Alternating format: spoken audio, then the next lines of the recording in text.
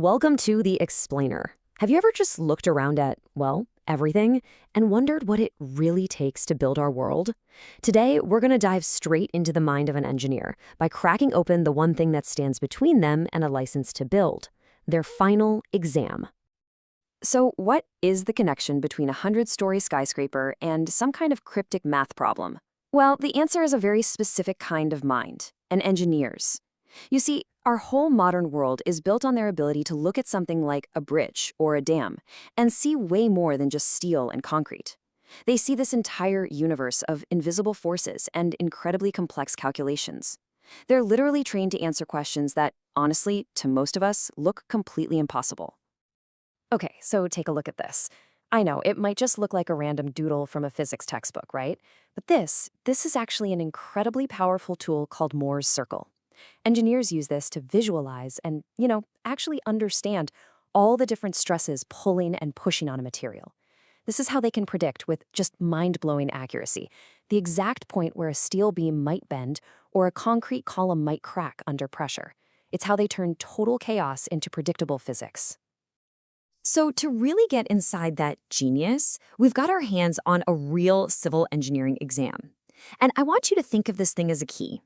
By unlocking the questions inside, we're going to reveal the fundamental principles that literally hold our cities, our homes, and our entire infrastructure together. All right, first up, we're tackling the invisible. Yeah, you heard me. We're talking about the immense, unseen forces that every single structure has to withstand every single day. This is all about the deep-down properties of the materials that keep us safe. So let's look at our first question. This is number 38, straight from the exam. Now, I know the wording looks super technical, but what it's really asking is something absolutely vital about concrete. If you make it stronger, how do all its other properties change? And trust me, getting this right is the difference between a building that stands for a century and one that doesn't. Okay, let's break down that first term, modulus of elasticity. The easiest way to think about it is just stiffness. That's it. A material with a high modulus of elasticity, like steel, is super stiff. It takes a ton of force to even bend it a little. Something with a low one, like a rubber band, obviously isn't. So that first statement in the question, it's saying that stronger concrete is also stiffer. And yep, that turns out to be correct. All right, now for the second part, which deals with something called brittleness. The best way to picture this is with a snack. A brittle material, like a dry cracker, just snaps. No warning. But a ductile material, like a piece of chewing gum, it stretches and deforms way before it actually feels. Concrete is naturally brittle, which is why we put ductile steel rebar inside of it. But the question asks if brittleness decreases when you make concrete stronger, and the answer is a big fat no. In fact, it's the exact opposite. And this right here brings us to a really critical trade-off that engineers live with every day. As you make concrete stronger and stiffer, you also make it more brittle. It's more likely to shatter without any warning. So why? Well, the very chemical bonds that give it that incredible strength also make it super rigid, so the atoms can't slide past each other.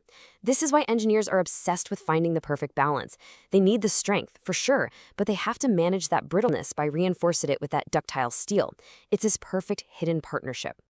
Okay, let's switch gears. We've talked about solids, now let's move on. We're shifting from concrete structures to something just as critical but way, way harder to control, water. From providing safe drinking water to managing these massive dams, this is a huge part of an engineer's job. So check out question 43.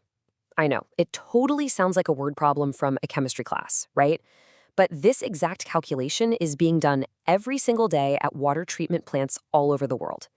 It's basically asking, for a town that uses 10 million liters of water a day, how much of this specific chemical, alum, do you need to add to kick off the cleaning process? The science behind this is a process called coagulation. You see, raw water is full of millions of tiny particles. We're talking dirt, clay, all sorts of microscopic gunk that are just too small to filter out. So what do? You add a coagulant, like alum. It neutralizes the electrical charge on all those little particles, which lets them stick together into bigger clumps, called flocks. And once they're big, then they're easy to remove. And when you run all the numbers, the answer is 1 quintal per day. Now, I'm guessing quintal isn't a unit you use every day. I sure don't. So what on earth does that number actually mean in the real world? It means 100 kilograms. That's about 220 pounds. I mean, just picture that for a second. A huge 220-pound pile of this chemical powder being added to the water supply every single day just for one small town. It's a perfect illustration of the sheer scale of invisible work that goes into giving us something as simple as a clean glass of water. So we've covered material science and we've covered chemistry. But engineering isn't just about crunching numbers. It's also about execution.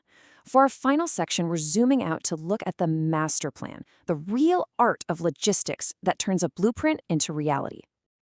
So get this. Our next question, number 100, has no math in it at all.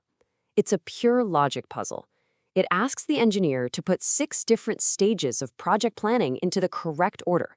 And think about it. Building a skyscraper involves thousands of steps and hundreds of people. Doing them in the wrong order spells disaster, wasted money, dangerous delays, and catastrophic failure. And here you have it, the correct sequence. It all starts with the WBS, or work breakdown structure. You break the massive project into tiny, manageable tasks. Then you figure out how those tasks relate. You can't pour the concrete for the second floor before the first floor is done, right? Only after all of that do you figure out how long it will take and how you'll map out your resources. It's a cascade of logic. And this entire process is governed by strict, non-negotiable rules. For instance, any 2 events can only be connected by one activity, and an activity can't start until everything before it is finished. These might seem obvious, but when you're managing a project with 10,000 activities, these simple rules are the bedrock that prevents the entire thing from collapsing into chaos. So what have we learned from decoding this test? We've seen that the world we live in is not an accident. It's the result of rigorous thought, precise calculation, and meticulous planning. We started by looking at the invisible forces inside a single concrete pillar, understanding that delicate balance between strength and brittleness that allows our tallest buildings to touch the sky without shattering. Then we saw the precise chemistry that turns murky river water into safe drinking water, a process happening on a massive scale every day. And finally, we saw the master plan, the logical framework that allows humans to coordinate on immense projects over many years. This is the mind of an engineer. At the end of the day, these aren't just exam questions. They are the blueprints of our society. They represent the knowledge that separates a functioning modern world from chaos. And it leaves us with one final thought. These questions built the world of today.